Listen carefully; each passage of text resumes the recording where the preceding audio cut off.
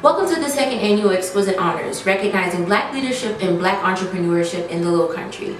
My name is Kimberly Bowman. I am the owner of Exquisite Enterprises Inc.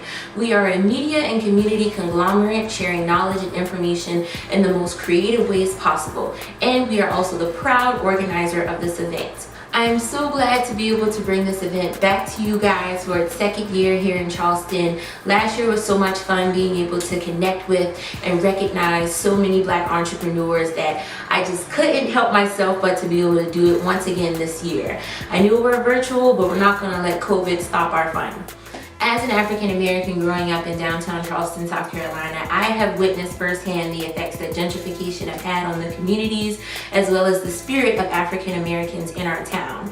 I also consider myself lucky to be amongst the leaders and creatives and brilliant minds that have single-handedly, within the past 5 to 10 years, revitalized the Black community and Black culture in a very big way, not only in the Lowcountry, but globally. Every year we work with a panel of members in the community to be able to select our honorees in an unbiased manner.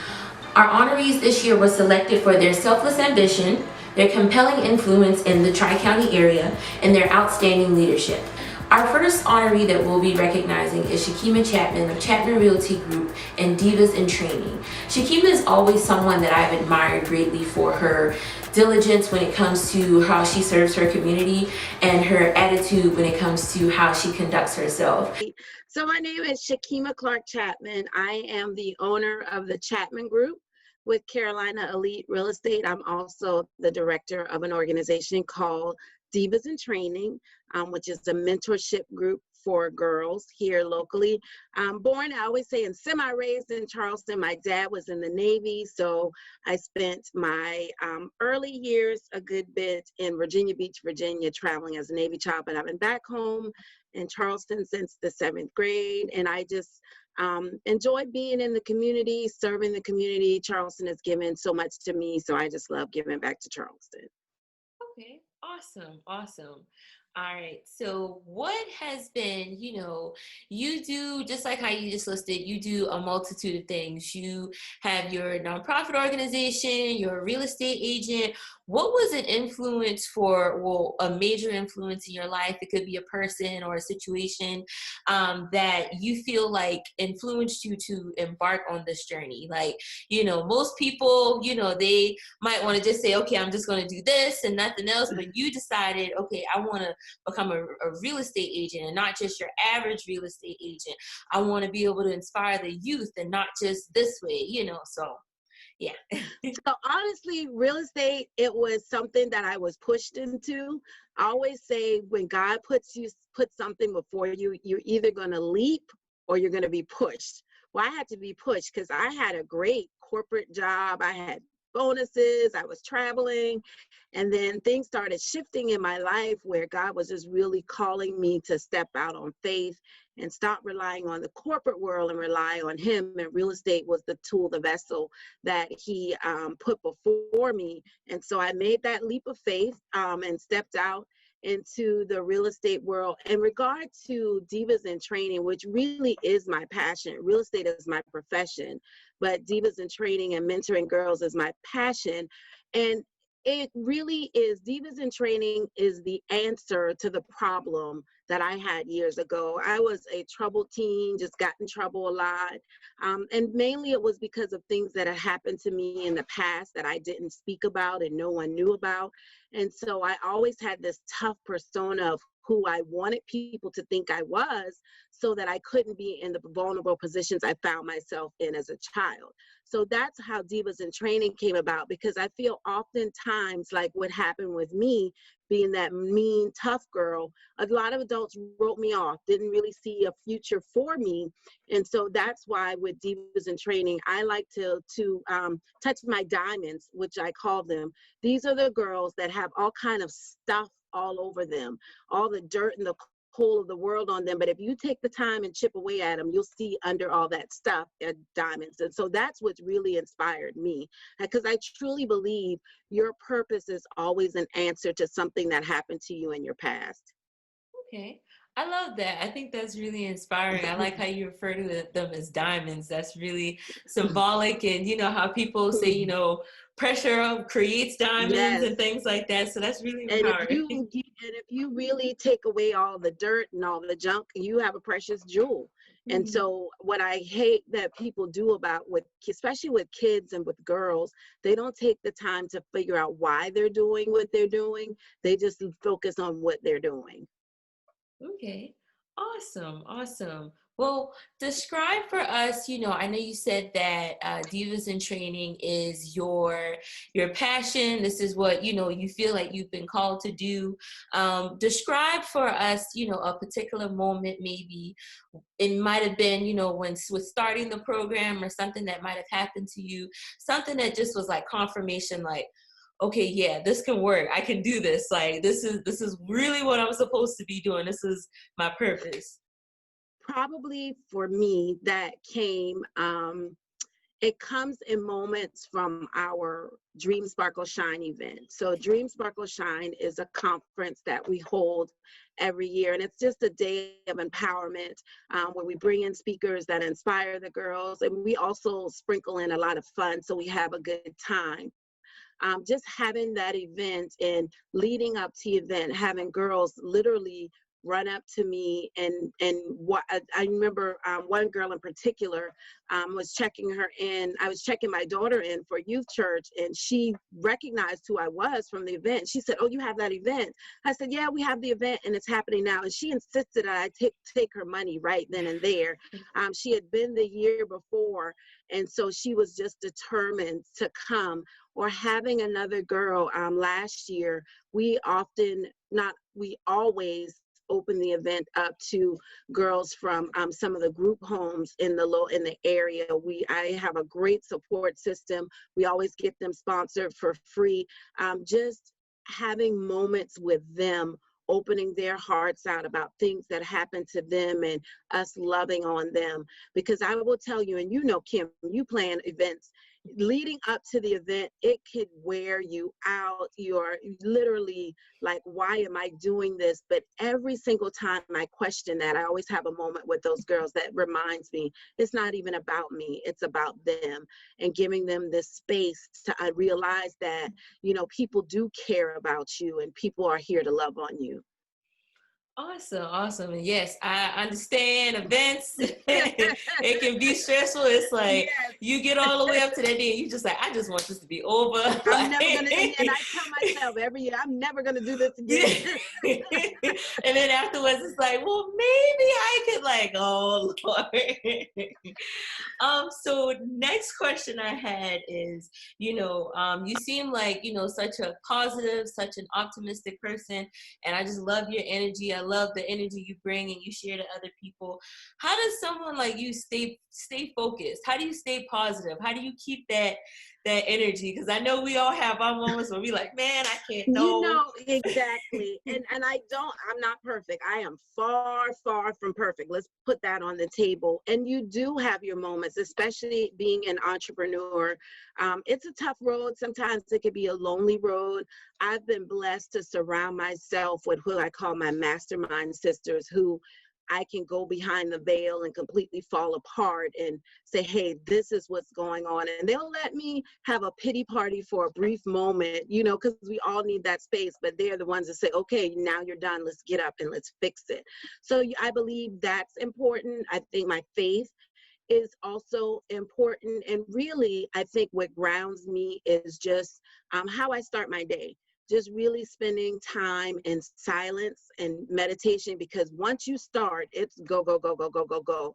And just giving that time for clarity, I think that's really important. But I believe between those three things, meditation, my faith, and then having that circle of people that I can go to when times get tough. It's very true. Having a support system is definitely very important. It's a must. You have to find your tribe. You definitely have to find your tribe. Very, very true. So you made a comment earlier about, you know, your past self. So I've been asking everybody this question. So imagine I'm not here, like you're not talking to me.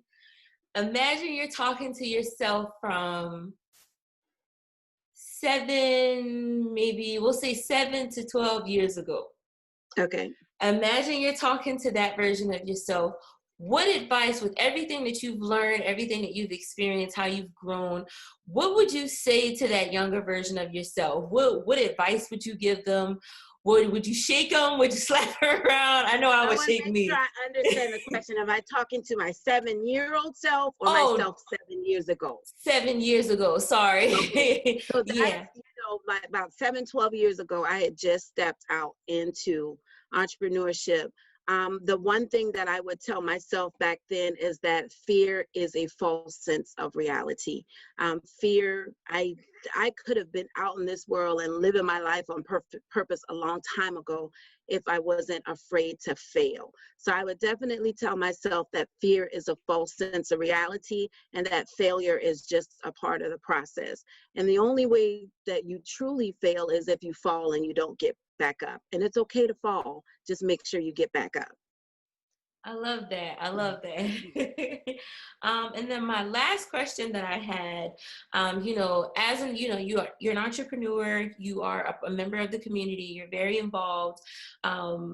What do you think, being a part of the community, what do you think is next for the Charleston community when it comes to Black leadership, Black entrepreneurship? Where do you see us going when it comes to those things?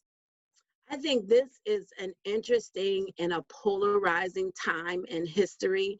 And I've been saying this over and over, and I will repeat it again. In the 50s, the visuals of Emmett Till in the casket sparked the civil rights movement. I think the visual of George Floyd dying the way he did has sparked something in the community that things just cannot go back to and be the same that they are. So I'm excited.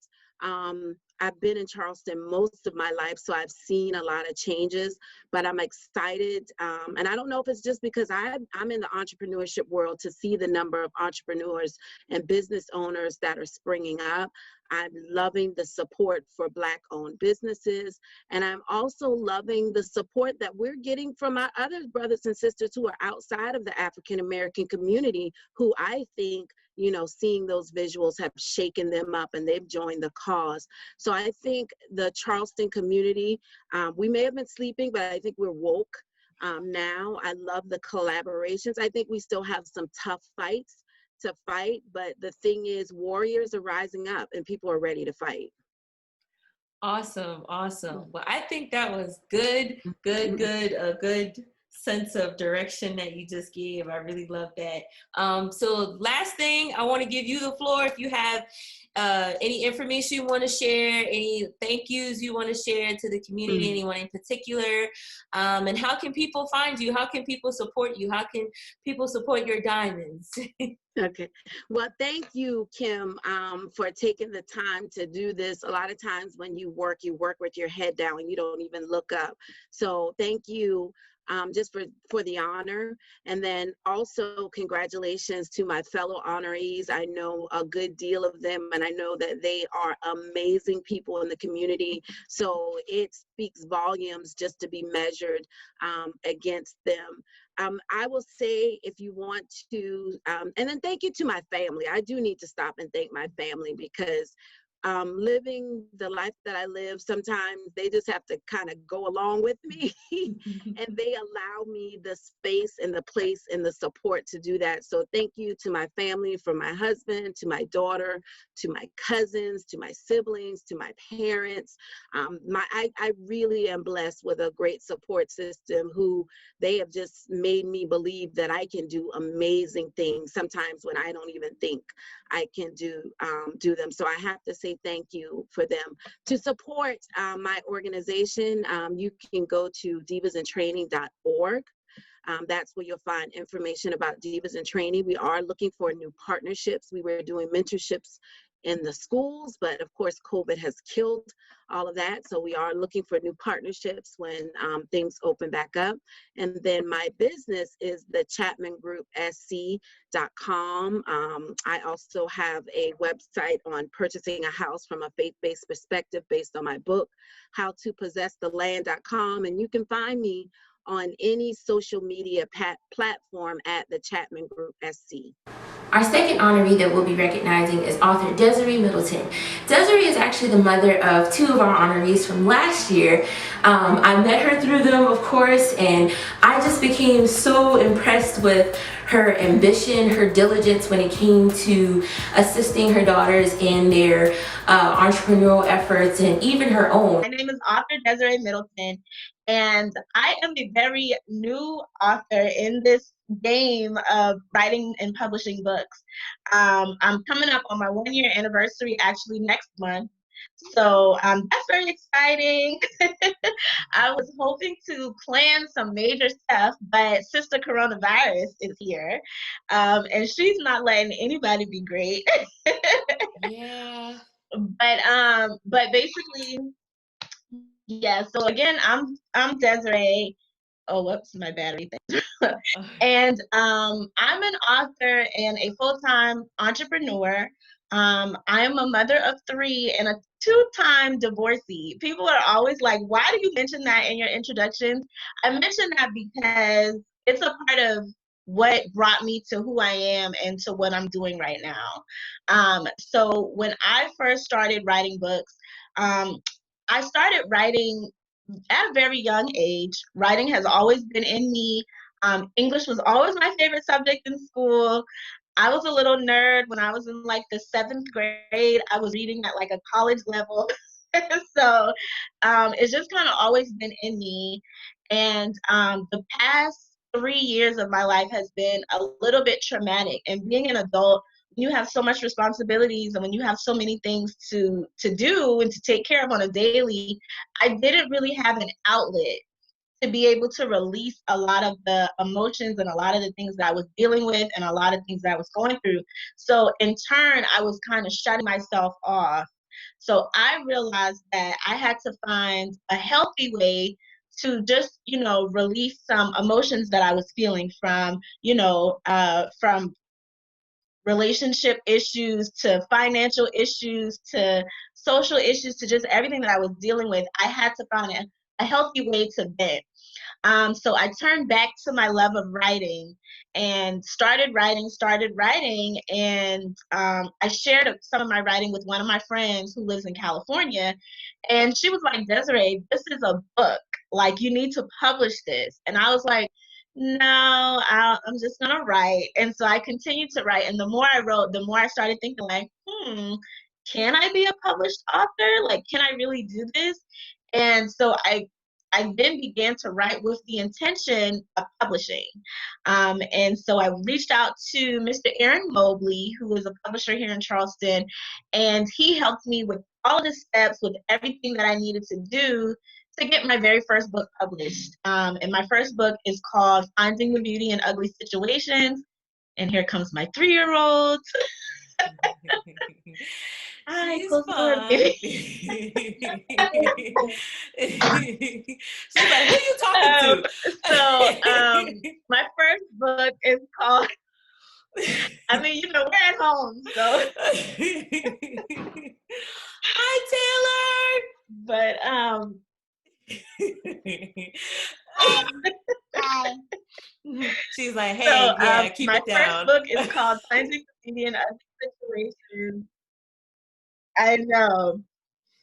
My first book is called Finding the Beauty in Ugly Situations, and it's really a motivational book, something to encourage not only women, but people in general who may be going through things and may feel like they don't have an outlet or they don't know, they think that life is just this big ugly monster and they don't know how to get through.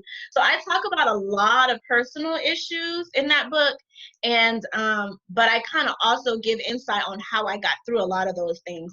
And I honestly feel like, God took me through a lot of those things for this very reason, for me to be able to share it with others and to let them know, like, you may go through this, you may think it's hard, you may think it's difficult, but you can definitely find the beauty in every ugly situation that you may go through. So that's how my author career started. And on top of that, I have like 3 other businesses. And I am momager to my daughters who have their business, which is Monty and Maya's Fruity Treats. They're super popular. They're like semi-famous almost. They've been on Inside Edition, Good Morning America. They've been on several local news outlets. They've won several awards just for their Fruity Treats business and the fact that they are advocates for sickle cell research, because Taylor, the little one who's just in the camera, she was born with sickle cell. And so we do a lot of events and different things with MUSC, baby. A lot of things with MUSC to kind of, advocate for sickle cell patients. So that's kind of me in a nutshell, I guess. Well, awesome. And Taylor is fine. Like, this is one of the reasons why I wanted to, like, make sure that you were recognized, because I feel like people and women, especially female entrepreneurs, need to know that, hey, like, we're super women, like, we're moms, we are pursuing our own dreams, we're doing everything, so we definitely, see, I gotta keep that in there. But y'all are like super beings.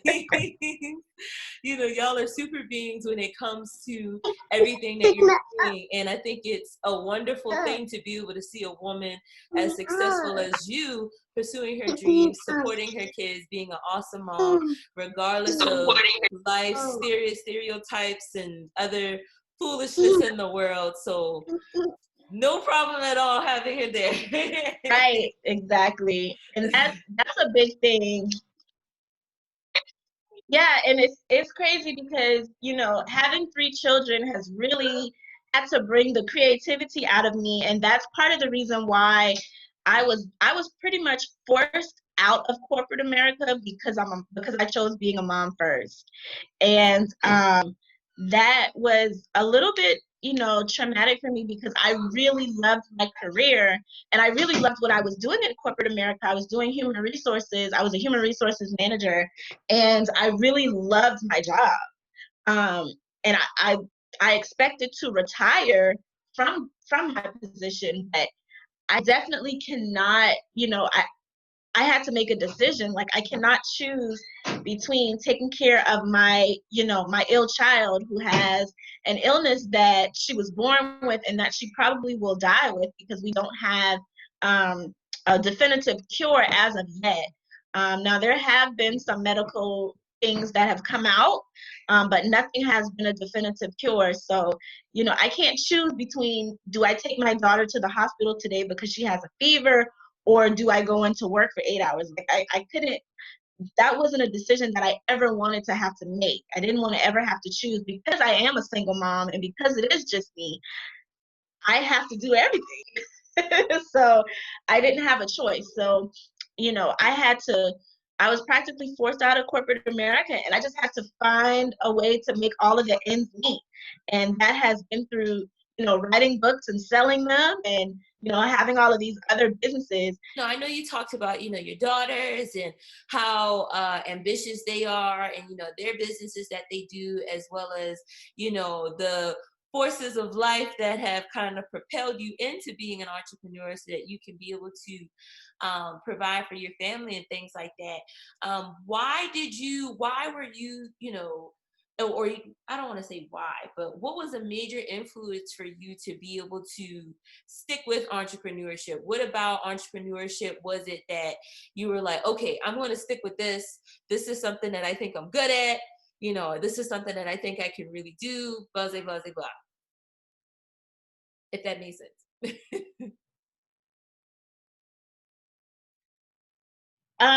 Well, pretty much most of my businesses were derived from things that I already did well, but it was things that I didn't realize that other people would actually pay you to do. So it was kind of like my marketing and branding business that started because I was doing marketing and branding for myself and for my daughters. And I would have people messaging me and calling me and, asking me questions like, hey, can you just help me with this? I just have a question. I see that, you know, you're doing this for your daughters, or can you help me set up a Facebook business page, or can you help me do a website? And I'm like, well, yeah, because I've done this stuff for myself. And then when I began to realize like how many people were inquiring, I'm like, hold on now, wait a minute. I'm giving away free services that people are actually charging people for. And I didn't realize that there was actually a market out there for branding and marketing for other business owners. I just assumed that if you have a business, you know how to market and brand, but that's not the case necessarily. And I've actually been doing marketing and branding fresh out of high school because my father was a full-time entrepreneur all of his life. And my very first job out of high school was working for him, being his office manager.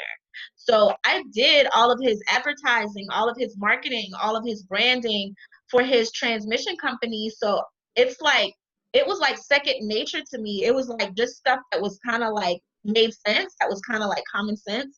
But I didn't realize that not everybody really knew what they needed to do that. So when I realized that there was a market for that, that there was a need, then I started my business, and it actually brings in a good chunk of my income because I honestly didn't realize like there are business owners out here who are willing to pay someone to market and brand their business. So once I realized that, and it was the same thing kind of with my daughter's business, helping them with their fruity treat stuff.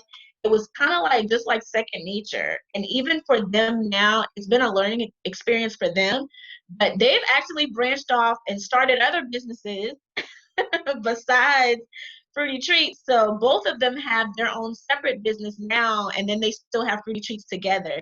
So, you know, I told them, well, take everything that you've learned from doing fruity treats and implement it with your current businesses. And I mean, they're doing so well. And it's just, to me, other people look at us and they'll message me all the time and they're like, oh my gosh, you're doing so great with your daughters, and your daughters have businesses and you have businesses and y'all are just doing so amazing. When really we're just trying to have money and pay the bills. So for us, it's kind of like it's something we have to get up and do. But for other people, they're looking at it as like such an inspiration and such a motivation, and it's very humbling. Number one, to know that, but then it's also like, shoot, we just trying to buy some bread.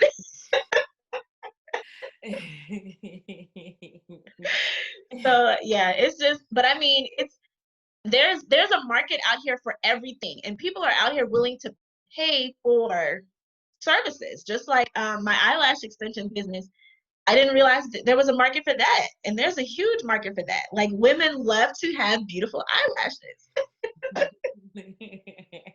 There's definitely a huge market for it. So great answer. Okay, my next question is, how do you stay focused? You know, because I know with being a mom and you know, having so many obligations and things that you do, you know, I'm sure it can get overwhelming. I'm sure it can be hard to stay focused, you know, especially with life and now COVID and whatnot. How does someone like you stay focused on my business, you know, my girls, you know, you keep your mind focused on what's important. So how does something like that work with you with so many outside forces competing to like rooting for your downfall, basically?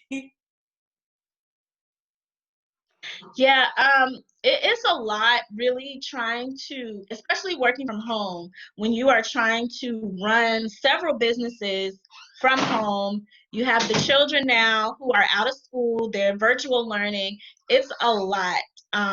It's a lot to keep up with. And it is very overwhelming and it is very stressful. I have my days where I'm just like, listen, I just can't do anything today. I get my wine and I sit on my patio and I just try to, you know, release my mind.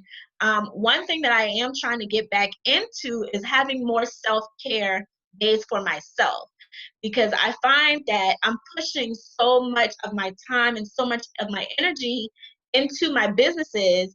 And when I'm not doing work for my businesses, I'm doing work as a mommy because I have to cook, I have to clean. My daughter is, into sports and extracurricular activities at school, so I'm having to take her to and from practices. My other daughter is doing photography. She has literally, she's booked and busy. So I'm having to take her to her photography appointments because she doesn't drive. So there is a whole lot that I have to do and implement in a day. And I find now that I don't have enough self-care time for myself. And so it leaves me. Yes, you can, Taylor. Yes, Taylor, bring it here. So I find, sorry, it's just, It's okay. I find that I don't have enough self-care time and enough Desiree time. So I am trying to get back into having more time to myself, more days to just kind of refresh, because I honestly realize that if I'm not good for me, then I'm not going to be good for anyone else. And that includes my clients, my children, my household, whatever. If I'm not okay, if I'm stressed, if I'm overwhelmed, that's going to trickle down eventually to other areas of my life. So it is overwhelming, and I have yet to figure out a good system to implement, especially with having this 3-year-old who's just always needing my attention. But there are certain things that I have learned to kind of do, but I still really don't even have a legit regimen. It's just I kind of take it day by day. Okay. And I think nowadays that's with most of us. So definitely no judgment or anything like that. Totally understand and can relate. Okay, so what has been, you've had a heck of a career as an entrepreneur so far, even, I know you said you haven't been around that long. What's been your biggest moment for you? A moment that has been confirmation that, okay, this is what I'm supposed to be doing. Everything has been worth it to get me here. What's been a big moment for you professionally like that?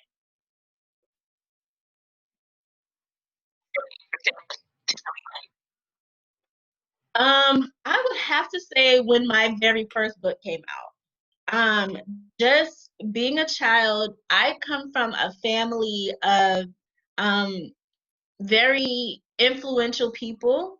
And I remember being a little girl and always telling my dad, hey, I want to be a writer, or I want to be an actress, or, I wanted to be a weather girl at one point on the news. So it's just, when you're a child and you say, some people ask you, well, what do you want to be when you grow up? And you tell them what you want to be when you grow up, and you actually grow up and fulfill one of those dreams, then it's kind of like, oh my gosh, I remember saying this when I was a child. And I remember telling my father that I wanted to be a writer. I wanted to write books. So when my first book actually came out and people were actually buying it, I was like, I'm an author for real.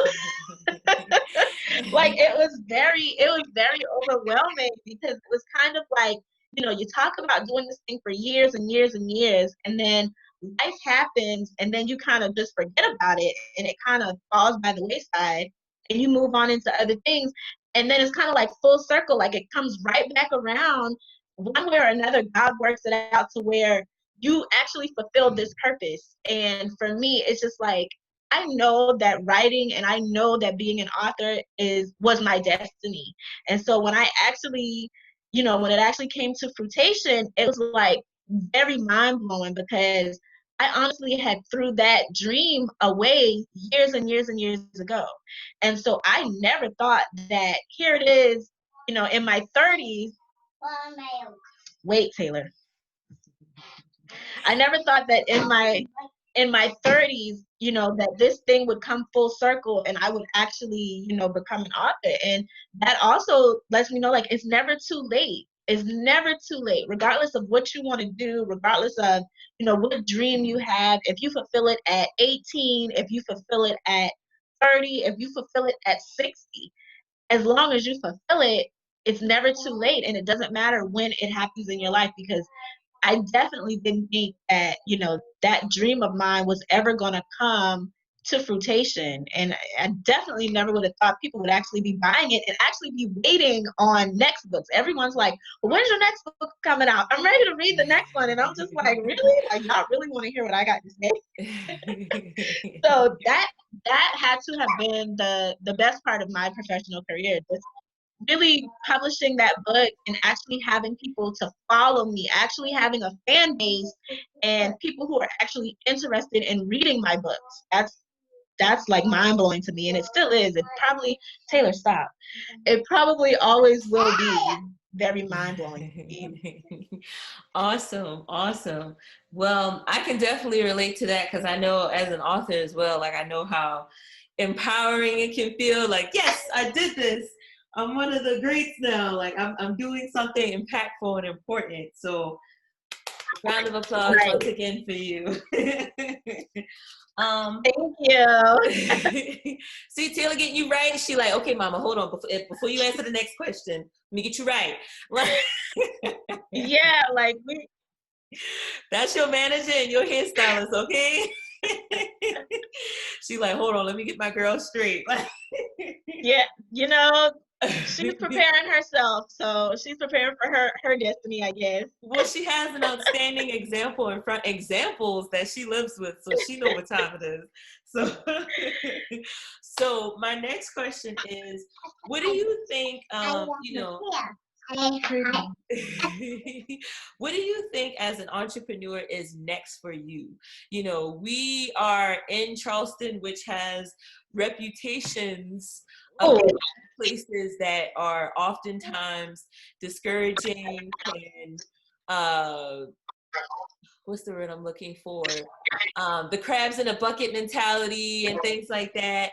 You know, what's next for you, and what do you say to people that constantly use those terms, those, I like to say, excuses, as reasons for them to not pursue their dreams or do whatever it is that they want to do?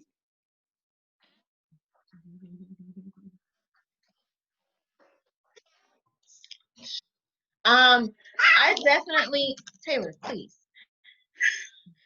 I honestly, I don't want to say that I don't make plans, because I do make plans, but I feel like now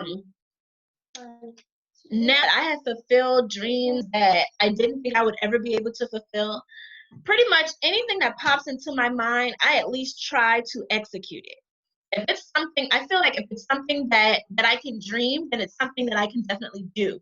Now, it may not always work out. I have had businesses that I have done and it didn't work, and they, you know, I ended it within a year or within a couple of months because it just didn't work out for me. But my thing is, at least I tried, you know, at least I attempted to do something. So as far as what's next for me in entrepreneurship, I am really just trying to find that one business where I am not going to have to work as hard as I am working, but the money flow, the cash flow is still going to be coming in. Kind of like the Kardashians, where they just kind of got famous for much of nothing. Kind of, you know, I'm looking for that next thing that's going to bring, like, just be rolling in the dough, and where I won't have to work as hard as I have been working. Not that I'm afraid of working hard, not that I don't want to work hard. It's just I feel like I'm tired, really, literally. I'm exhausted. So I need to. I am tired, baby. And I did just wake up. These kids be telling all your business, girl. But it's kind of like just wanting to find that thing that I can finally say, you know, this is it, and this is the only thing that I'm going to have to do for the rest of my life, and this is going to take care of me for the rest of my life. At this point right now, I don't think I have found that business. I don't think I have, you know, gotten into that, whatever that thing is, just yet. I am hoping that my author career will be that business for me, because I really do enjoy writing. And, you know, people say all the time, do what you love to do, because it'll never be a job. And I feel like writing is that thing for me. It's just I have to figure out, and I have to maneuver what part of my writing career, how can I get it out there? How can I make it, make it huge, make it that thing to where I could possibly be the next Oprah or the next Tyler Perry or the next Toni Morrison or the next Maya Angelou. Like, I'm trying to find what that one book is going to be that's going to make everybody know exactly who author Desiree Middleton is. Well, I will definitely say you are on your way to all of that. So I'm already claiming it for you and everything. I got one more question. Thank you. Okay, so pretend that I'm not here. Pretend that instead of Kim, you're talking to Desiree from, we will say, Desiree from 10 years ago. Pretend like you're talking to Desiree from 10 years ago, and you are accomplished, you are doing great things right now. I'm pretty sure everybody don't like these stuff from 10 years ago, or they got an issue with those stuff from 10 years ago. Or even if you want to think of a certain point in your life where you feel like you were at your lowest, what advice would you give to that person from everything that you've learned and everything you've been through, all of the lessons from entrepreneurship, being a mom? What is the one lesson or lessons that you would share with that younger version of yourself? Wow. Well, definitely, my younger version of myself, I would want to tell her to stop looking for love in all the wrong places. I think trying to find love and trying to be accepted in love was one of my biggest downfalls. And because I've always been this type of person that felt like I had to be with someone because, people always told me, oh, you're beautiful, you're this and you're that. And so I took that as, I took that as me saying, or them saying that I always needed to be with someone. And when I wasn't with someone, I felt like, oh, well, maybe I'm not as beautiful as they're telling me that I am because I don't have a boyfriend or I don't have a husband. And so I definitely would tell my younger self to stop looking for love in all the wrong places. You definitely have to love yourself first before you could ever love anyone else. And even though I feel like I've kind of always loved myself, I don't think I really, truly, genuinely knew what self-love was and, the depth of it until the last maybe 2 or 3 years of my life. So I would definitely tell my younger self, focus on you, focus on loving yourself wholeheartedly, love everything about you, including your good parts of you, the bad parts of you, the ugly parts of you. Love everything about yourself because that will then help you to find true love in the future. And don't rush that. That's not something to be rushed. True love is something that has to be nurtured, has to be cared for, has to be curated. You can't put a macaroni and cheese in the oven and leave it in there for 5 minutes and expect it to be done. Like, you gotta let that baby cook. You gotta let that cheese melt, honey. You got to let that cheese start bubbling up. That's when it's good. So you got to kind of do the same thing, with love. You got to kind of just let it bake. Let that cheese melt, let it bubble up, and really, in the meantime, while you are waiting and peeking in the oven, trying to see if it's ready, learn to really, really love yourself wholeheartedly. And I'll tell myself and any young woman that don't rush love and really learn to love yourself more than you love anybody else, because that's really is, you can't, no one else can provide your happiness. You have to provide that for yourself. So that I would definitely tell myself that. Okay. Well, that was a wonderful response. I love that. Well, last thing that we're going to do is just, if you have any final remarks as far as thank yous, anybody in particular you want to, say thank you for, just their support, their love, their inspiration, and just what, and where can people find you and what can people continue to expect from you? So yeah, now you can say your thank yous. Well, I would love to first and foremost thank God. Without him, I promise I would not be in the position that I am in. So definitely want to thank God for everything, for enlightening me, for showing me exactly who I am, the good parts of me, the bad parts of me, the ugly parts of me, and loving me enough to work with me and work through me to to be able to allow me to get to this point in this position in my life. Secondly, I want to thank all of my supporters, everyone who follows me on Facebook, who puts up with my shenanigans on social media, to those who reads my books, who purchases my books, who encourages me to write more and to continue on. I definitely want to thank you all. Those who share my posts and share everything that I do, thank you. I want to thank my parents. My mom, for sure, she has been my backbone, not only in support and encouragement, but also financially. My mom has funded a lot of my businesses when I wasn't able to do it myself. So definitely want to thank her. Stop, Taylor. I definitely want to thank my father. He was always a huge, huge supporter of everything that I did, someone who encouraged me all the time. And even though earlier this year, I lost him, I still hear him sometimes telling me, like, Des, you can do this. That was one thing that he always told me. I don't care how far-fetched of an idea that I had, he always said, oh, I know you can do that. I know you can do that. So sometimes when I'm having those days where I'm just like, oh, I'm so stressed out, I don't want to do this anymore, I know that he's always right there just saying, you can do this, Des, you can do this. So definitely want to thank him for being who he was to me in life. Want to thank my children because, without me having to take care of them and provide for them, I don't think I would, have this push that I have. Stop, Taylor. I don't think that I would have this push that I have and this drive and this ambition that I have, but they have definitely pushed me into some uncomfortable positions, but in a good way. Because I have had to learn how to make ends meet. I've had to learn how not to quit because I have people depending on me who needs my support, and being all that we have. I always post on social media like, we're all we got, and that's honestly the truth. Like, we're all we got.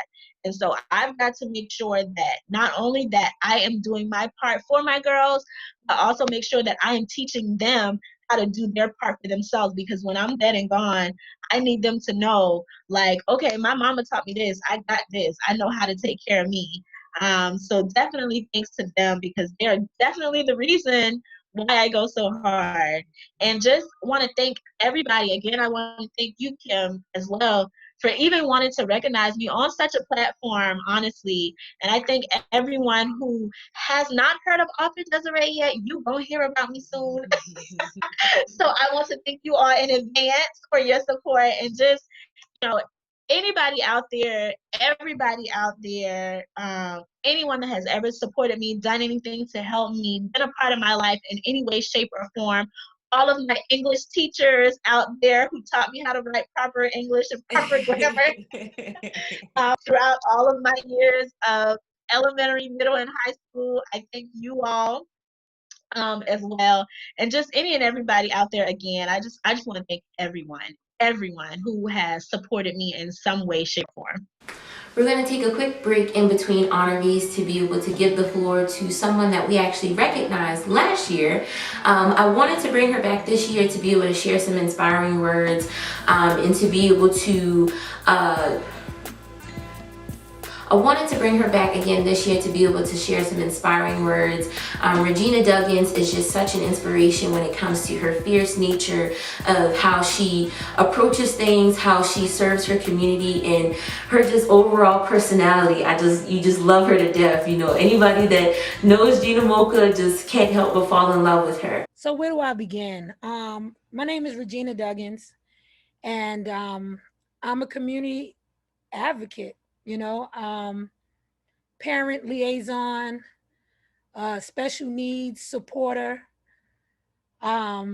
just community builder, just trying to make sure our people thrive and survive.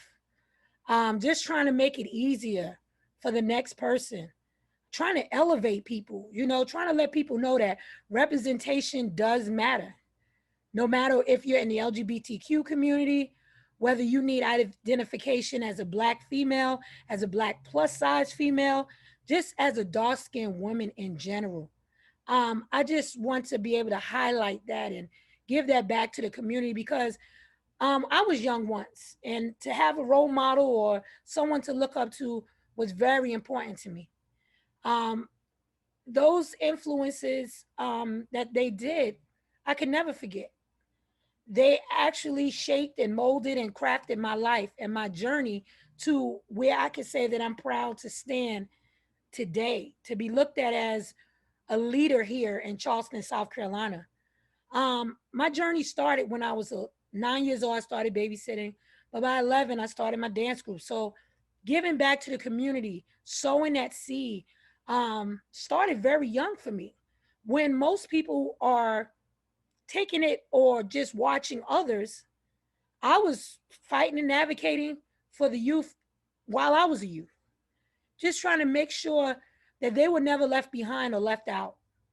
I had a strong mother, come from a strong grandmother, and the women in my life, cousins, and just gravitating and watching a lot of women leaderships in my community made me feel that I needed to do something, that no matter how much pain you go through, your purpose is always greater than any pain that you've ever endured. So this is why I started on my road of wanting to help people.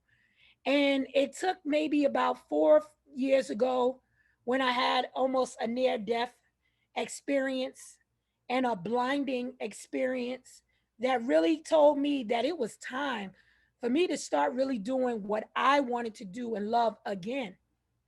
While raising 5 of my children, I'll say, a lot of my life and my focus was geared to them.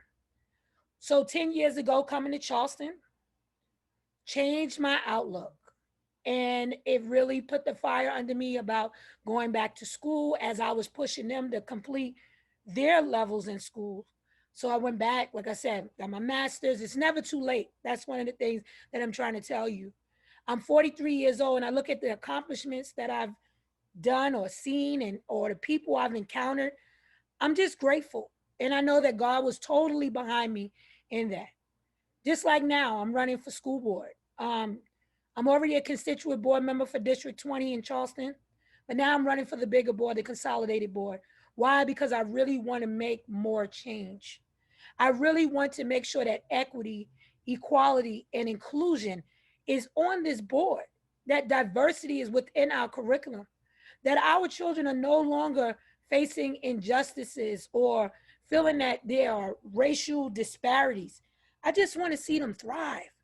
I want to actually let them know that it doesn't matter where you came from, but it's where you're going. But we got to show them and expose them to what they can be capable to achieve. And you do that by giving them stories, or letting them share their stories, or others who have made it and been successful to share their stories. A lot of times, people don't give back or look back or reach back, and that doesn't help. So my thing is, my roots are from St. George, South Carolina. This is on my mom and my dad's side. So all I'm doing here is just continuing what my ancestors already started, and just making sure that I keep planting seeds, I keep flourishing it. And so that when I get ready to pass this torch, the next person in line say, dang, I got some shoes to fill. Like I say, that I have a lot of shoes to fill.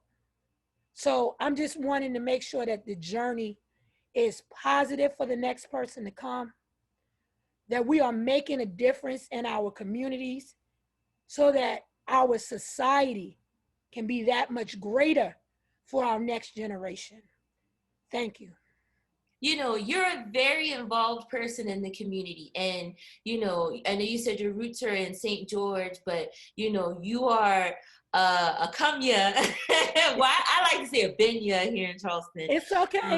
A Benya here in Charleston. So our community knows you. We know your face, and we know you, and you know us. So why do you think that it's important for, I'll say, not even just leaders, just for people in general, especially in the Black community, that we give back, that we make our faces and who we are known to people?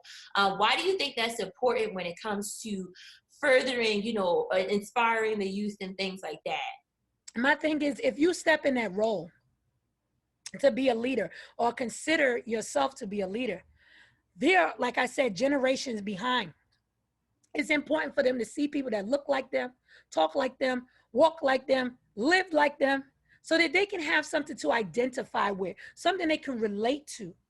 And as I say, representation does matter, because they really want to know, can there ever be someone that look like me doing the roles that I see or I haven't seen? So we do that by making sure that I know I didn't see a lot of people growing up that looked like me, that was out there doing it, or that was coming back too. So I wanted to make sure that once I got on that platform, or was starting to make a platform, that I wanted to make sure that I did look back and that I did give back, so that the next generation don't have to say, I never saw a plus size dark-skinned woman that represented from the LGBTQ community and was doing all she can in the community and didn't let nothing stop her. Sometimes it takes that one, but one is going to lead to multiple and many. So I know that now that there are hundreds that may look like me that's going to feel comfortable and say, you know what, Regina did it, I can do it. Okay. And then my last question that I have is, what do you say to other leaders, other people in the Charleston area that have businesses, might be feeling like, what they're doing, is it making a difference? They might be feeling discouraged. What do you say to people like that? Even, you feel free to even touch on the whole crabs in a bucket, mentality and foolishness and whatnot. I feel like those are excuses. Right. But, talk about that a bit.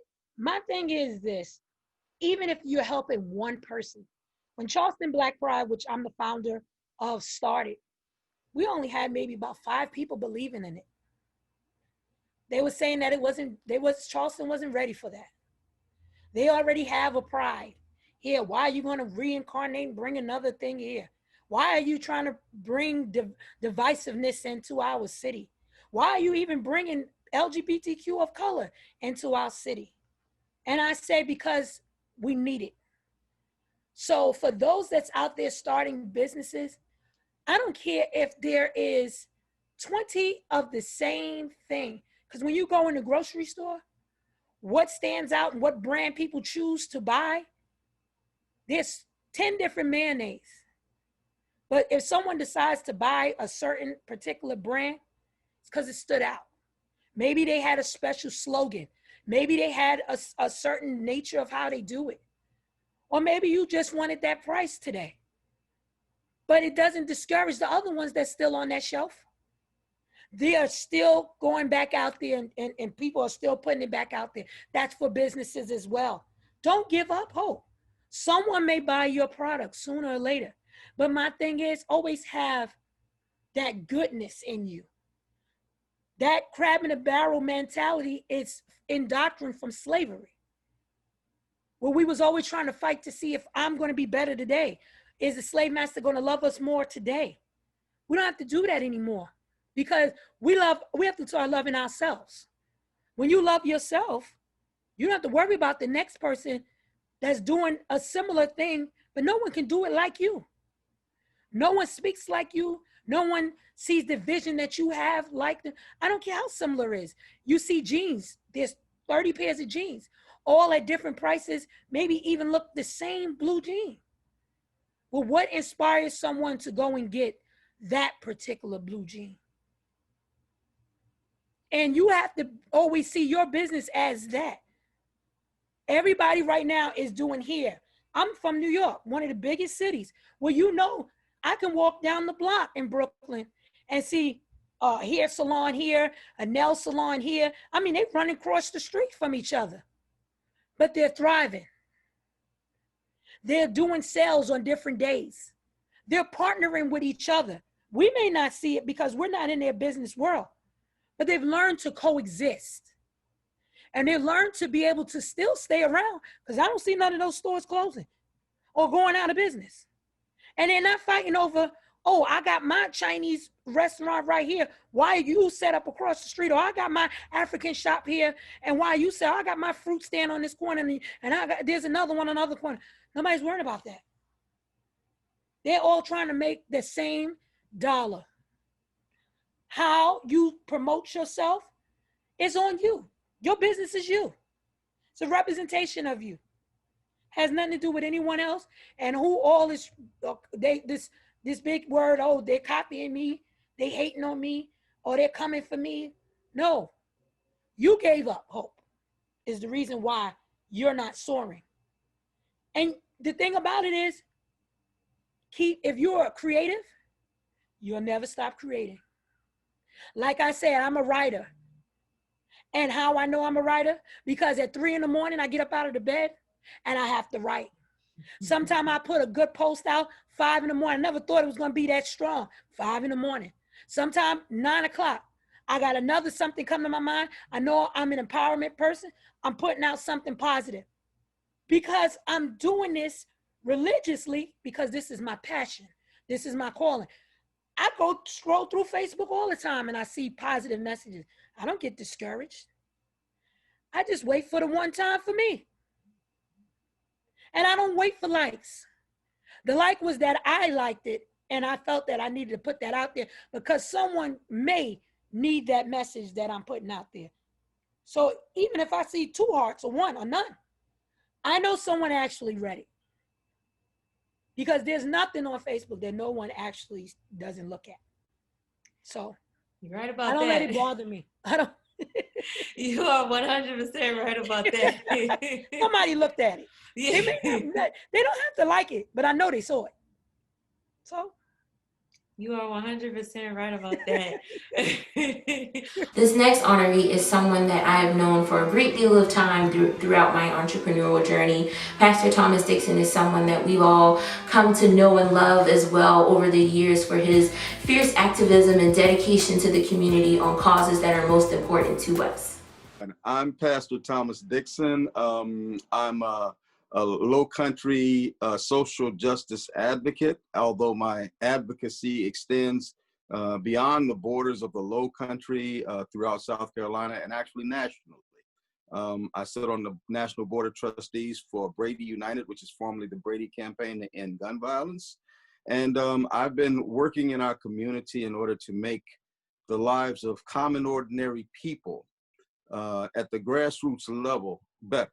For far too long, there have been people who have been disenfranchised from the system, who have been neglected, overlooked, and just out and out scorned when it comes to living the American dream, having life, liberty, and happiness in America. And for me, after coming out of the prison system, because the past have been to prison, okay, but I came out of the prison system in 2001, and that was after 30 years of alcohol and drug addiction.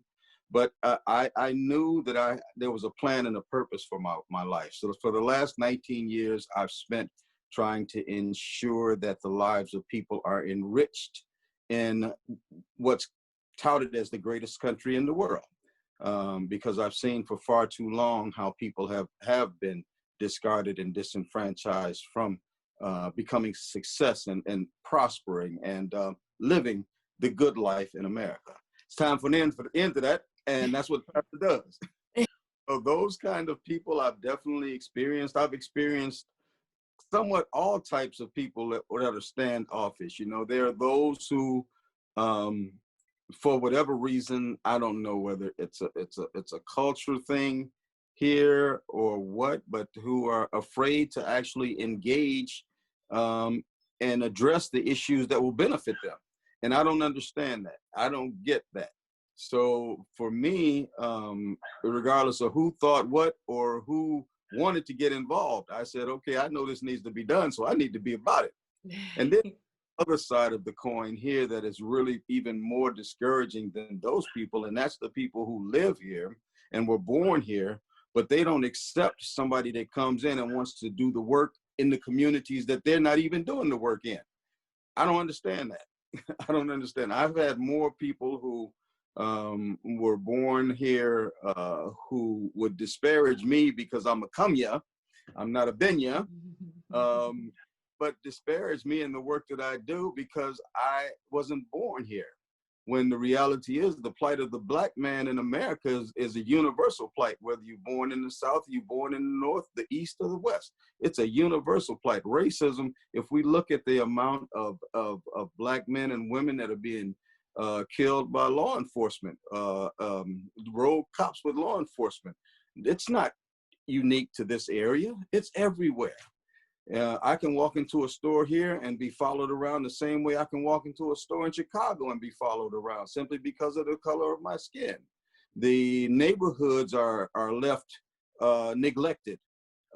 In the South, the same way they are in the North and in the East and in the West. And so for someone to say, well, because you weren't born here, you can't effectively represent me as Black people, represent Black people, I ain't down with that, you know. And I get through you. I remember when we first met. I think we were doing the march for gun violence in the Wayland, and here I was. I wasn't dressed like this. But you were yourself. You were being yourself. So it came off when people I feel like when I first encountered you, you seemed more genuine and authentic because it's like this man is just dressed just like me. Like I just, put something on and I'm like, hey, I'm just out here to bring awareness to what's happening. I'm just out here to be able to, make people aware of what's happening in their communities, because just like how you said, there's so many people that have lived here for years and don't even know. They don't know what's going on. They have given up on trying to seek solutions. They've given up on trying to believe in the people that are here, because I can recall as a native of Charleston, so many people, they're so quick to tell you, leave, you gotta go, like don't come back, there's nothing here. And I've always found that so hard to believe, because it's like, there's people that move here every day now. Yeah. We are such an oversaturated, we don't have no more room, we don't need nobody else. I don't understand it. We, as a collective people, because I've been here since 1986, so I've been here a little while, and I just don't understand, why it is that we as a people here don't realize the value of what we have here, and not only realize the value but seize that value. We have to take that value. There are two people who shaped, what I do by their words. And one was Dr. King. I think a lot of people will readily recognize my advocacy when it comes to nonviolent revolution. But he said that, what affects one directly affects all indirectly. So that made my advocacy go from just gun violence and fighting for wages to making sure people had health care and quality education and ending mass incarceration, all of these things, because it's all connected. No matter where we are, what happens directly in Chicago indirectly affects us, whether we want to believe it or not. But then there's the concept of Frederick Douglass. And Frederick Douglass said that power concedes nothing without demand. It never has and it never will. And so as we look at systems that are in place, and we're not prospering within those systems, it's because we haven't demanded that we prosper in those systems. Frederick Douglass also said in that same speech that, and this is not a quote, but the level with which oppressors will oppress a person is contingent on how much that person will take. So they will take as much as they can. They will oppress and oppress as long as we allow it. They will push us as far as they can as long as we allow it. And when we push back, that's when it begins to stop. So that's what put me into the streets. White tees and Willie D's. Well, that definitely, and your red scarf, it became your staple. It's like whenever I go to stuff, I'm looking like, okay, do I see the red scarf? Red scarf ain't out here. I mean, talk about Dixon ain't out here. My next question, you kind of piggybacked on it. You said you got out of the prison system in 2001, but you've been in the Charleston community since the 1980s. What was, after being released and coming back home, what was a major influence for you to be able to sort of embark on this journey of saying, you know what, I can't sit around, I can't sit here and just watch these things happen in my community. I need to do something. There's something that needs to be done. Yeah. That's a great question. And for me, it wasn't coming out of the prison system and realizing that something had to be done. It was leading up, everything that happened leading up to prison and including the prison system, because it was those learned experiences being a drug addict for all of those years here and living that lifestyle, being about that life, as they say. And then going into the prison system and realizing, just how many people, especially people of color, go into that system, but they're not equipped to come out and stay because there's nothing within the system to help them to come out and stay out. That's why we have a high recidivism rate. So by the time I exited the system, I had already been prepared for the job that was ahead of me. I just didn't know what the path was to accomplish that job. I didn't know where. And that's when, as Pastor Dixon, I began to really understand and to learn that how the scripture, the steps of the righteous are ordered by the Lord. And so as I went and did the things that I would normally do, it seems like I always wound up in these situations and these places and meeting people and getting invited to meetings and these things. And I never intentionally did anything. Never. I never intentionally set out to be where I'm at today. But my steps were ordered once I came out of the prison system because of the willing submission that I gave after all of those years of living my life for myself. Everything was about me because that's what addictions do. But I came out of the system ready to serve the community, to serve God and to serve the community. And he ordered my steps. He just took me everywhere I needed to be. It was so, I don't know. That's when I believe in miracles. You're just following the path that's already been laid out for you. That's it. So you have been a part of Charleston's, I'll say modern history, just because Charleston has such an extensive and long and old history.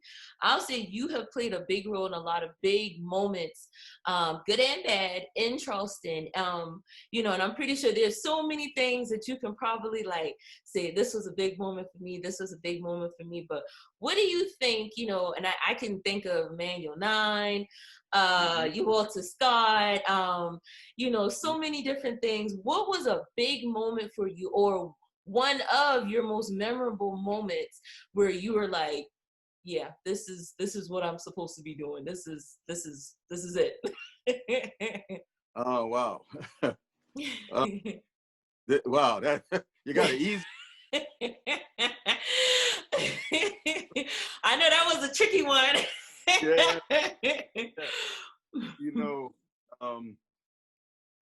I guess the most memorable, it's not really a moment, but it's in realizing over time, as I've had people come back to me, people who sometimes, and I'll be honest, sometimes I don't even remember them because I've met so many people and been involved in so many lives. They'll come back and they'll say, thank you. Thank you for being there for us and our family. Thank you for reaching out to say a word to our child who was going down the wrong path. Thank you for stopping by an event that, a birthday party or something. It was just, you didn't have to do that. And just to hear that from people, it's really been touching and something that I will cherish for life. But one of the offshoots of that also happened right inside of my home. And it had to do with the fact that my family really didn't know what I did in the streets. They were like, he just goes, he's crazy, I don't know what he's doing out there. My wife and my children and then their spouses also. But when I ran for U.S. Senate in 2016, now that's a heck of a feat in itself, coming out of the prison system after 30 years of alcohol and drug addictions, ultimately running for U.S. Senate. and then for mayor. But in 2016, my wife had an opportunity to travel along with me. We enjoyed the time together because I didn't have any kind of staff or anything like that. So I was doing all the traveling myself. And so she would partner up and ride along and whatever. And we had time to talk a lot and spend a lot of time together. But she also had a chance to meet people that I had met along the way. And they would do that. They would come up with, we really appreciate the work that you do. Thank you so much. And they would thank her. And she was like, I didn't do anything. But changed the perception that both her and my children had to understand the work that I had been doing in the streets. They had an idea, especially in the aftermath of Walter Scott and Mother Emanuel in 2015. Because here I was, out on the streets, right in the midst of it, with the families and things of that sort. My son said he turned on the news one night and saw me standing there with Anderson Cooper.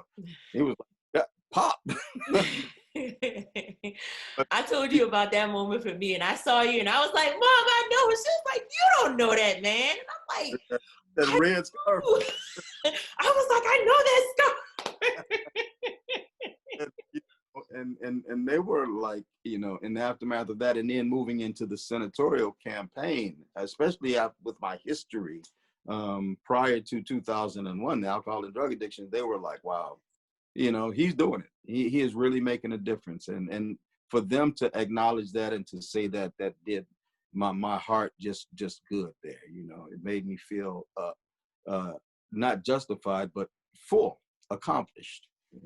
So I can definitely relate to that, especially, when you are believing something or you're stepping out on faith and, trying something for the first time or pursuing something, to have that kind of like backing from your family and like your support system. It's like, okay, I can do this.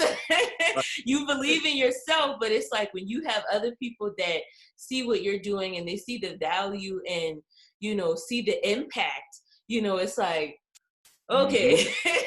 For me, it always happens whenever I'm like, man, I want to give up, forget this, and I feel like God just sends these people that are just like, just say something nice to her, just make like I feel like he speaks to me through other people, and they just come and say, oh, I appreciate you so much, this what you did was so great. And I'm like, okay, God, I hear you. I got you now. It's that confirmation, saying, go and keep pressing. And I know he speaks to you. I have no doubt about it. Those folks just pop up. It's like, okay, I hear you. I hear you. And just to piggyback off of that, as a black leader, you've probably interacted with so many different people, so many different communities and things like that. So, I'm pretty sure you can relate to the fact that you don't, there's so many people that can make the job difficult, so many people that can make it discouraging, so many people that can make it like make you question yourself sometimes, so do you have any regrets, anything that you particularly regret about any point of your journey, anything like, what, I wish I did that differently, I wish I did this differently, talk about that. You got another. Okay.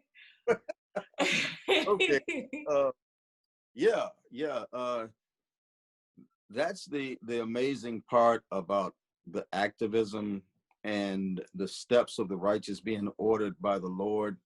There's no template, there's no book, there's no instructional manual to say, okay, here's the next step, and here's the step after that. There's nothing to go by. And so many times along the course, the natural mind says, I'm going to do this and I'm going to do that, and it's going to turn out this way and it's going to turn out that way. And it doesn't happen. It goes all the way the other way. Mm-hmm. Just learned over time just to trust in the process, to understand that going through whatever I'm going through, even when it's not according to my expectations, that God is working it out some way. He's making it come together. He he told me that he's working all things together for good for those who love him and are called according to his purpose. So I've learned through my faith walk to lean on that aspect of it. There's so many times that, you know, things where I've thought I've really messed something up, and the reality is somehow or other he turned it around. In my eyesight, it was messed up, but yeah, I guess according to his plan, it wasn't. So the best thing for me has always been to acknowledge my shortcomings, either shortcomings in my prior life, shortcomings now, and then allow that to be the bridge to bringing about effective change. I've had many things in my life where it just, you know, it didn't pan out the way I wanted to. But then when I weigh the good things against those things, when I embrace and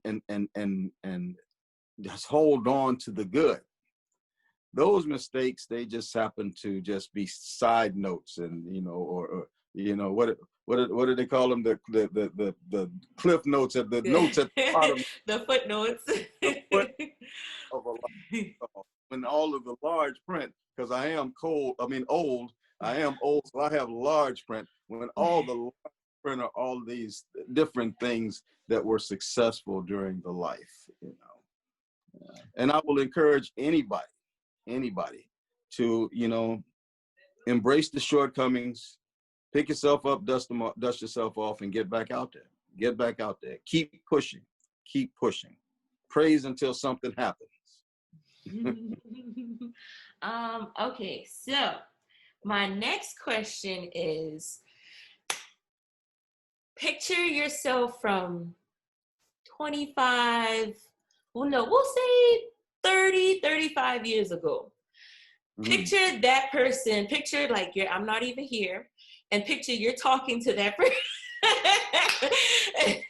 Picture yourself talking to that person, like the old you can say post prison sentence, things like that, post addiction, well, pre-addiction, I'm saying post, pre-addiction, pre-prison sentence, you know, talk to that person. What would you say, being that you are Pastor Thomas Dixon now, champion for the Lowcountry? What advice would you say to that young man? What would you say to him right now if you could say anything? Wow. Say 30, 35 years ago. Let's see, that'll put me right around 35. And thank you for calling me young. But yeah, my advice to a younger self would be, you know, unfortunately at that time I had been trapped in addictions for over 15 years at that time. I would have to tell myself, because of being in the addiction at that time, if it was earlier, before the addictions, it would be a different answer. But because of the addictions, I would have to say, you know, life is not over. This is not the end game. This is not the bottom of the ninth inning for you, Thomas. You're actually in the opening innings of this ball game.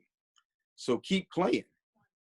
Keep running this race. Don't give up along the way. Don't give up on yourself, because there are others who, even in your immediate circle right now, who are depending on you. Do what you're doing right now, but know that there's got to come a time when there's going to be a change, because there are others out here who are depending on you and that change. You're not defined by where you're at right now. I would tell myself, I look right in myself in the mirror. You are not defined by who you are right now. And there will come a time when that person that you see right now will be a part of your past, and you will evolve into a new creation that's going to benefit yourself, your family, and the world, if you just let it happen. Trust the process. Trust the process. And don't beat yourself up too far. Beat yourself up, but don't beat yourself too far. I'm taking One last question. So now that you've done it, you're doing it. You are, just like how I said, you are, in my opinion, a champion for the Lowcountry. What do you think, what is next for Pastor Thomas Dixon? You know, what's next as far as, you know, your activism, you know, what you're involved in the community? I know you have the coalition and the wonderful things that you're doing with that. You know, local issues, regional issues, you're always in the know, making sure people know what's going on and staying abreast to what's happening in their communities. What do you think is next for the Lowcountry, and what do you think is next for you? Well, I think for me, it's synonymous with what's next for the Lowcountry. You know, my mantra has been, especially working along with Papa Smurf all these years, our mantra in that, you know, we're only as good as we are together. This isn't about me. It's about we. It's about what we as a community can and will accomplish for the community. So I've recently been blessed with affiliations with a lot of the younger activist groups out, something that I had wanted for a long time, but because of the reputation that older activists had as far as shutting new blood down and not allowing them in unless it was according to their template, unless they did things according to the way they thought. And I've never thought that way. I believe in allowing our young people to think and to act and to do. And because of that, it's opened up a door for me to actually be involved and engaged with the new groups out. You know, groups like Stand as One and United Front and Wayland Hart Team and Gen Z. And we talking 18 to 24-year-olds. And they look up and they see the pastor coming and it's all good, you know? Other advocates here that are just, they cannot get in because I let them be them, you know, because I know as a young person that wasn't really that much involved in social justice activism, I still wanted to be me. And many times adults disrespected the fact that I wanted to be me. If I didn't do it their way, it was wrong. And I knew I knew that I had some good ideas then, but that turned me off, and that led me to the point now in this part of my life as I just turned 68, and tomorrow I'm not gonna give her age. She'll come home at the end of this program. We won't do that to you. We won't set you up like that. But you know, in this phase of my life, to be moving to a point where the younger activists that I've wanted for a long time to be moving forward and to see their progress and to watch them, because they're smart, they're intelligent. I mean, they're strategic, they're fearless in their advocacy. They're a little rough around the edges, but I think that's where that's where I come in at, you know, to allow that roughness, but also to refine it as it's moving forward, because they are beginning to interact with police departments and sheriff's offices and solicitors' offices and mayors and other elected officials. So to help them to understand the necessity of decorum at times. There's a time to yell and scream, but there's also a time for Willie D's and white tees, and there's a time. And they're listening, and because of that, and I've been working now with these groups now since May, and I am at that point now where some of my advocacy. Well, let's just put it this way. I've been able to take a day off here and there. As a matter of fact, blessing. Yeah. Not many of us can. I'm comfortable and confident with them that, you know, and that if there's anything that where they need me, they know they can reach me, but that they're moving forward with the mission, with the message, and with the method in order to make sure that the Lowcountry and the people of the Lowcountry are well represented and that they have an authentic voice still out on the front lines. And I'm good with that. I don't need to be on the front. I don't need to stand in front of the camera for the press conferences and all of that. I'm trying to promote them and empower them, a new generation that's going to move this, because I have to make sure, and that's where the change comes in at. I have to make sure that there's a new generation of activists and advocates that are ready to take over, because I've got grandchildren and they need to have leadership. They need to know, because I don't know how much time I got.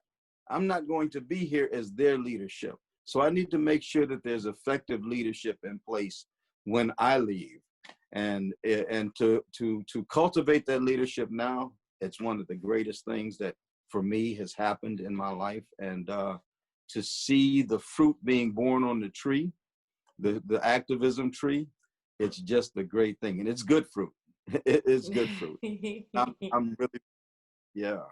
Awesome, awesome. Well, that was all the questions that I had. Do you have any final remarks, any thank yous, words of advice for these new generations that you're passing the baton to?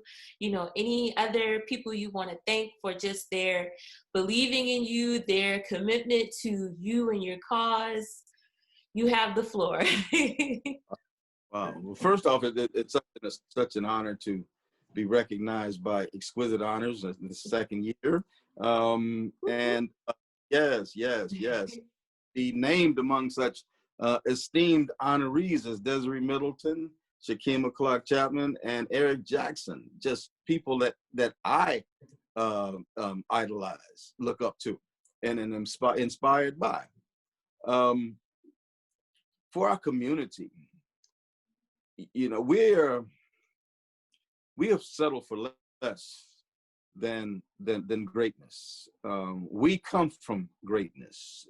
As we lived in Africa, our ancestors lived in Africa. The kingdoms that were there were kingdoms of greatness. They were so great that other nations had to come and invade us and steal our ideas and our inventions, such as hospitals and libraries. Those were Black inventions. And we, in the 21st century that we're in right now, we somehow have lost sight of our greatness. And I sincerely hope that as others, and that's why I tell my past, others see where I came from. Born and raised in the projects of Chicago, been around guns and violence and gangs all my life. Been a drug addict for 30 years of my life and an alcoholic for 30 years of my life. Been to prison. But to realize that that greatness that is there now, it was always there. I just didn't know it. So now I'm trying to get a younger generation and an older generation to realize we got it. We got it here. We got it in our hearts.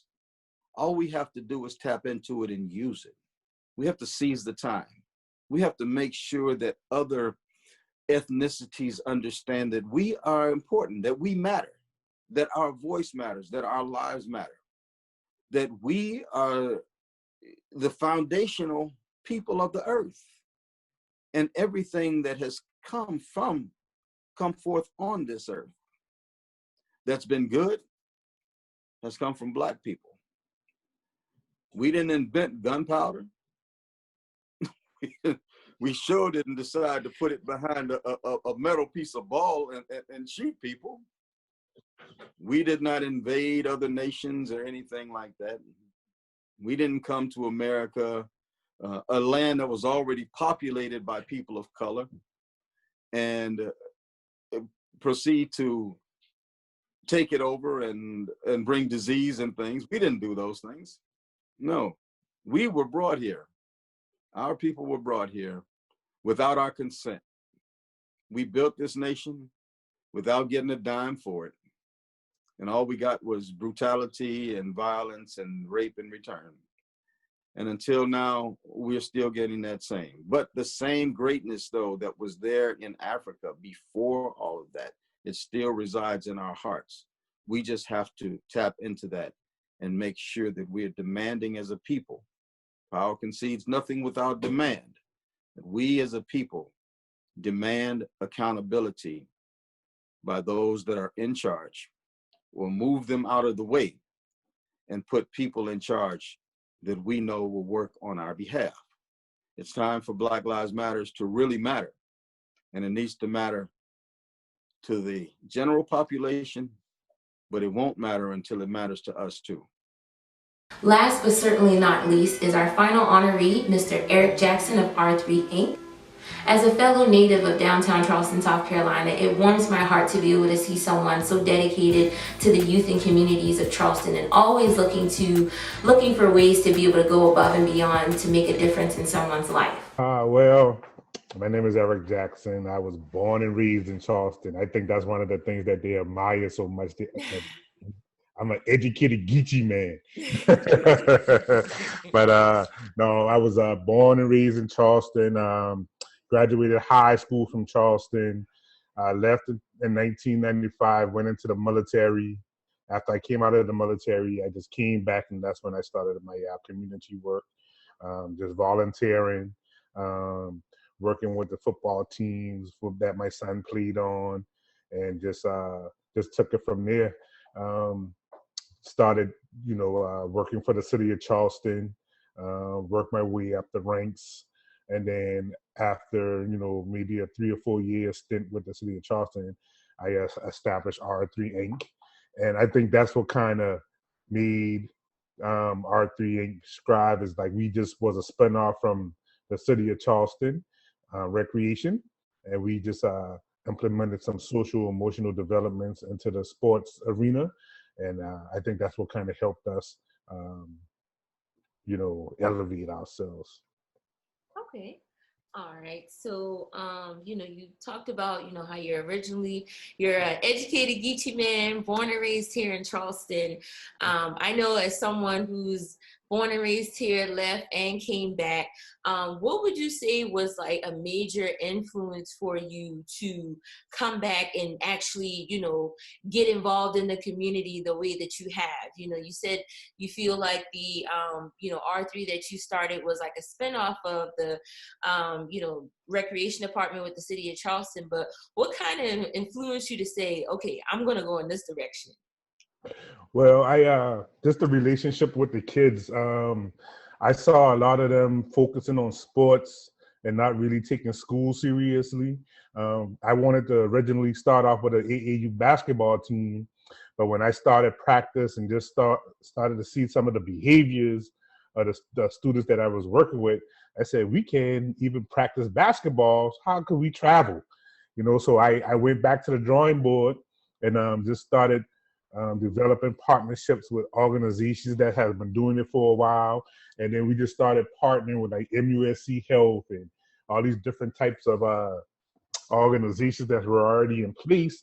And then that's when I started really working into the schools, because most schools have sports teams. And I said, so instead of focusing so much energy on sports, I'll make sure that they start getting their grades right.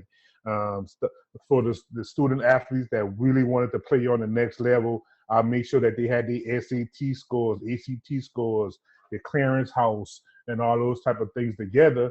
So I just kind of used that opportunity to find my space. You have your coaches making sure they get athletes. You have your schools making sure that they doing what it takes to graduate high school.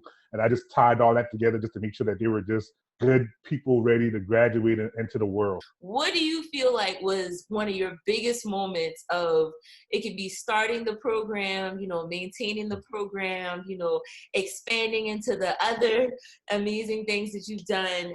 What was that one that just stands out for you? Like one moment that's just like, this is I'm doing what I'm supposed to be doing. I have this one story that I always give because it's the truth.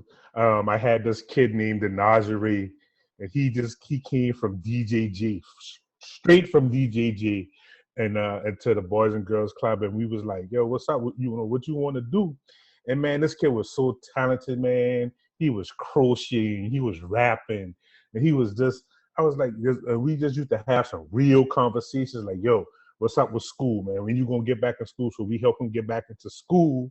And he was like in 10th grade when he first came home, and we helped him just stay on track. And when he graduated and he received the Bulldog Award as, that student who persevered and overcame things. And for us to be a part of that, that was like our, big moment, because that right there let me know that, first of all, we can do this. You see what I'm saying? Because he was raw. But I'm talking about straight from DJJ, he was raw. And a lot of people that, look at him as what we were looking at him as. You see what I'm saying? So when he graduated and he walked across the stage and he got that award, man, I cried, and I was just so happy for him. And just to see him working now, just doing and being responsible, that means a lot. A lot of people don't realize that a lot of these kids aren't going to go to 4-year colleges or whatever the case may be. But the fact that he's in the workforce is something that we set goals for, and that's like one of our major accomplishments as an organization. Okay, awesome. And that's a phenomenal story. I love hearing things like that, like specific people that you can remember. So how do you, being from Charleston, we have these negative stereotypes. I won't even say specifically being from Charleston, just living and being someone that knows this culture and has dealt with the people in so many different ways. How do you kind of avoid the negativity? How do you kind of, excuse yourself from it in a way and kind of just maintain that focus on, I'm here for kids, I'm here to help people, I'm here to change lives? Like, what for you helps you to stay focused and help you to remember, like, this is why I'm here? I'm big on faith, man. And I, like I said, I came from a place that was a humbling. You know what I mean? I didn't come up with a silver spoon in my mouth. I saw my mother work hard, 2 or 3 jobs just to make sure that her family was being fed. So like that always keep me humble. And every morning I wake up, man, I put in the atmosphere, God is good. Just reminding us that, we supposed to be good people, man. You know what I mean? And it ain't all the time that I 100% positive, but it ain't going to be too many people to get me out of my character. And I just focus on that. I just focus on being positive. A lot of these kids are already in negative situations with, the household, some having issues in school. So I just look at always trying to smile and just meeting those kids where they are. So I can't meet negativity with negativity to expect a positive outcome. So that's why I always try to remain positive. So I asked you about your biggest moment. What do you feel has been your biggest regret? Like a moment maybe where you may have felt like, I could have done something better. I could have, did this a little differently or something like that. Yes. One of the reasons why we call ourselves Real Talk, Real Action, and Real Results is because we talk about the negative results. We had a kid, Hezekiah Holloway, that was killed on Christmas Day. And I always look back at what could I have done different, because I saw him shifting into the negativity, and I would go and try to talk to him, and he would, try to stray away from me and not have the same conversations that we would have. I saw him being, cutting school and all these different type of things like that. So I always ask myself is like, I always had an open door policy, but like, what would make this kid come and talk to me instead of being out there in the streets or wherever the case may be? And, just with that, it was a negative thing, but other kids started talking to me like, yo, the economic situations for some of these kids are real. Like, people don't understand, like, some of these kids, if they don't go out here and sell roses or petty hustle or whatever the case may be, they don't eat. That's a reality. You know what I'm saying? So like, and that's one of the reasons why we shifted into the economic development. You see what I'm saying? Because we started creating jobs for them to have during the summer and get them off of the streets and let them know that, you can learn how to write a resume now. You know what I mean? And stuff like that. So like, I took that negative moment of losing Hezekiah, and he's been a motivating factor to just keep going, opening more doors, create more pathways for the kids to communicate, and and really listening to what they're saying, because they all telling us in a way the direction that they're going. So like that's one of my biggest regrets, but it's also my motivating factor. Okay. All right. One question that I definitely do want to ask you that I probably have asked you before. Describe your definition of what it means to you to be a leader and what leadership means to you. I think that you are someone that I consider to be a naturally just like people just, you walk in the room, they're like, okay, that guy's the leader. Paying attention to this guy. So talk about leadership for you. How has it changed your life? How do you feel like it's made you a better person? How do you feel like it's helped you in building your business to what it is now? Well, there are different type of leadership styles, and I consider myself to be a servant leader. All the work that I do is to benefit the people that I'm working with. I don't look at it as a personal gain. I don't need any more accolades. I don't need any more pats on the backs or whatever the case may be. My ultimate goal is to get the people that I'm helping to the next level. The students, I want them to graduate high school and be able to go into the military, be able to go into the workforce, or be able to go to a college of their choice if that's the route that they choose. And if we got students that's looking to be entrepreneurs, I want to make sure that they are ready for that also. That's my reward. I don't do it for money. And my leadership style is basically where I just listen to what the people want. And that's a part of our whole format of blueprinting. I sit down, we come up with a blueprint, we come up with a plan of action of what's going to make you successful. Like I have a kid that come to me and say, hey, I want to be a doctor. Like, yo, listen, you got to take these type of classes to be a doctor. You have to be strong in these subjects. Like we get them interested in that. We'll take them on a tour to MUSC to see what doctors do.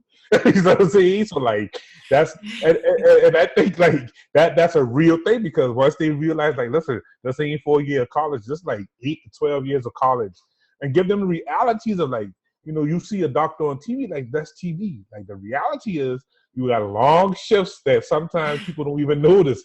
You know what I mean? And then sometimes I get you don't even go home. Like exactly. So I get doctors to talk to them about being a doctor, and I think sometimes that get lost on, a lot of people that work with the kids is like, sometimes you just got to put them in a position and, give them a reality check or whatever the case may be. And that's the type of leadership that I just do. I just want to serve the people, serve the families, and just help them become better and become stronger. And then we have a better, stronger community. Okay. All right. So I got a fun question.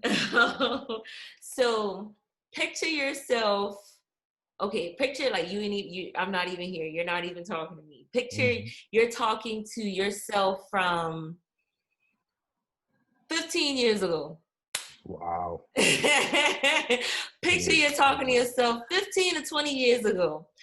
And what advice would you give Eric Jackson 15, 20 years ago?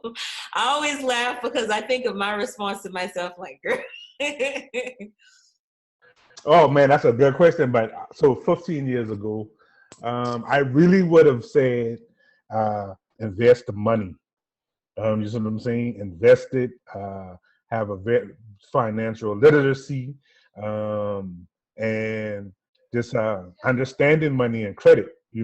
A lot of people to this day don't understand how credit works, and that's why we get the kids working at a young age to understand how credit works. And this, yeah, man, the money situation, I did good. You see what I'm saying? But knowing what I know now, oh man, I'm telling you, like buying and investing in property. You see what I'm saying? Instead of buying the cars and partying and stuff like that. So I would have did a whole lot less partying and a lot more stacking. And just working collectively. I think we grew up in a time where everybody wanted to be competitive.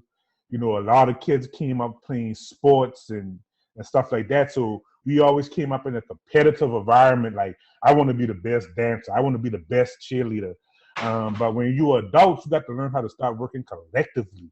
Like, it's good for you to be talented, but you also have to share your talent. You know what I'm saying? For the whole collective to grow. You know, we got a lot of people doing a lot of great individual things, and I commend them.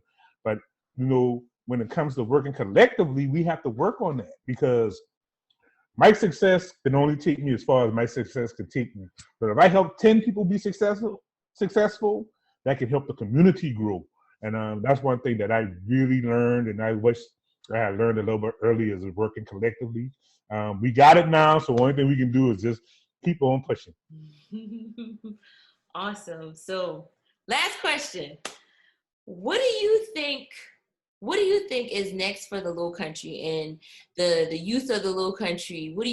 And also this is kind of like a two-part question. What do you think is next for the Lowcountry as a whole, with, you know, how so much entrepreneurship is growing when it comes to Black entrepreneurship, Black leadership, Black activism, all of these things are growing. You know, and also what's next for R3 Inc. and for you? Well, back to my point, we have to start working collectively. The city of Charleston demographics is changing drastically, as you can see. The city is being gentrified. So the amount of Black people that's living in the city is decreasing.